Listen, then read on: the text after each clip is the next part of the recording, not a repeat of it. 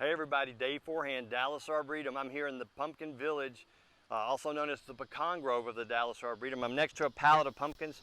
It's the day after Tuesday. We got our first truckload of pumpkins. They stack these too high front to back so the tractor trailer is completely full.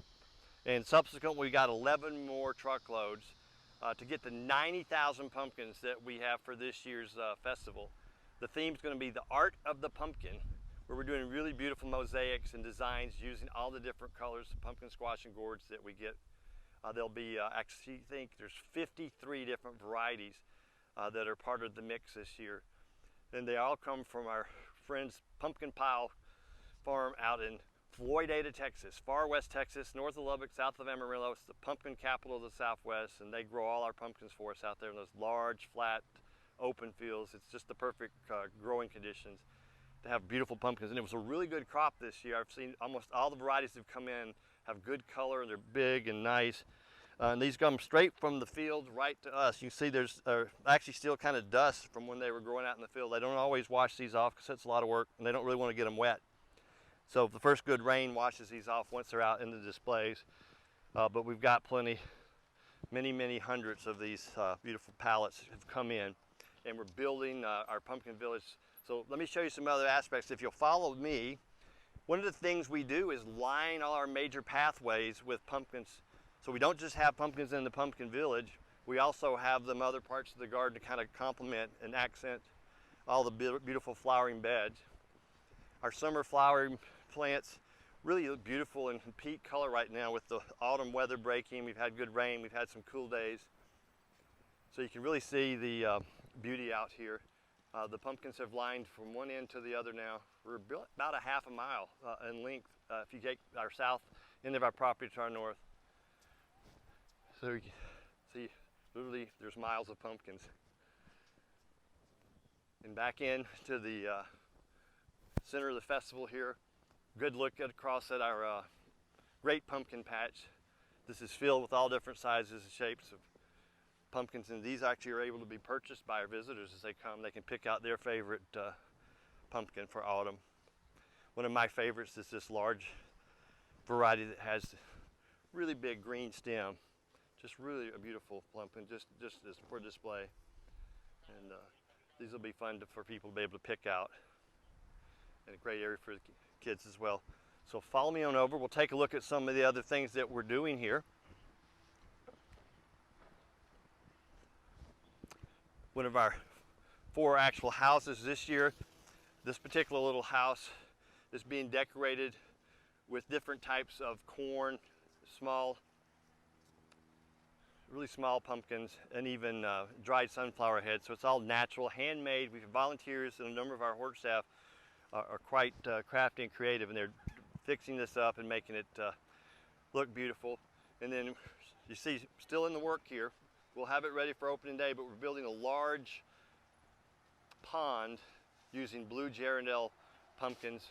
And in the house in the distance, there's a waterfall spilling out, and we have a charming little arch bridge that takes you over into the pumpkin patch. And back this year, we've had this before, it's our Cinderella carriage, super popular. And of course, you couldn't have the carriage if you didn't have 2 large cornstalk horses pulling it. So this is all hand done by our staff. And they take the corn husk to create the main body, and then they take corn husk and tease it to create the mane that you see on the horse. And then there's wheat for the hooves down below as well. And super fun photo op. People can sit and get a photo there in the Cinderella carriage. If we'll move on over, we have our round pumpkin house. And this is just about complete out in this particular area. See, really great colorful design this year. I love how they've had the rings of orange pumpkin, and they have the smaller yellow orange striped with a little white to finish it off. And the star pattern is just really remarkable. A lot of Cinderella pumpkins. These flat orange pink ones are called Cinderella pumpkins, and they're always pretty in the displays.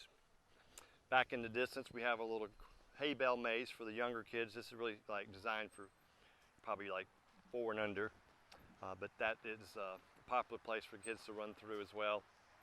If we'll come on over, we'll see one of the most impressive of the houses. This is our large Octagon pumpkin building, and this one is utilizing basically all 53 varieties of pumpkin squash and gourds. See them all mixed throughout.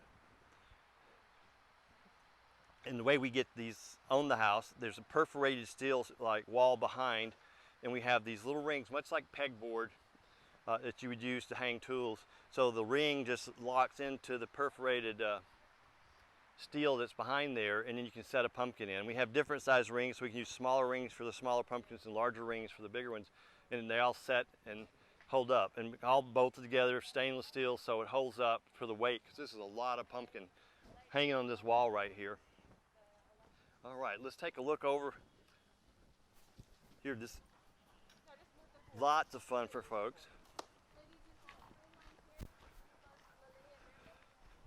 I've decided I'm going to call this Pumpkin Stadium, but this is each one of the 53 varieties of pumpkin squash and gourds lined up, and we'll have a sign with the name on each so people can identify them. And we've had this in different areas every year, but I really like how we've lined it up and built it up in the layers that you see right here. Makes a great photo as well. So I think it's going to be a popular place to photograph this particular area. All right, and we're going to take a look over, and they're to say working ahead just a few minutes ago. These pallets weren't here. They're getting ready to put out the mosaic around the striped pumpkin house here. So I think that's going to be really cool. So why don't we come around through the pumpkin patch, and we're going to take a look at this waterfall a little closer.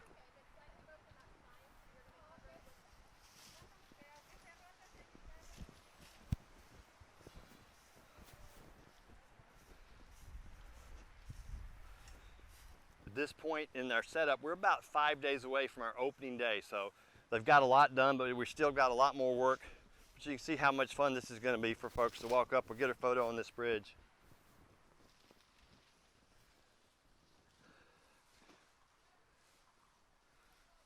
And this large pumpkin, this is called blue Hubbard squash actually, and this is a really good edible one, and it's quite large, dark orange colored sweet squash flesh inside there. That's one of the better ones that you can purchase in the store and have. And then the Gerundale is just below us here. These are really good, top of the list of edible pumpkins. Even though it's a blue color, it's a bright orange inside.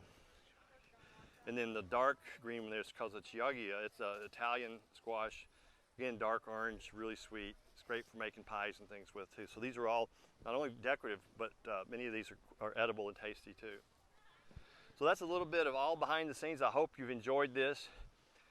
This festival is nationally acclaimed, and people come far and wide to see it. And I think this is going to be a great year doing Art of the Pumpkin, where we decorate and create all these great designs. So I'm Dave Forehand. Thanks for watching. Hope to see you real soon. Bye-bye.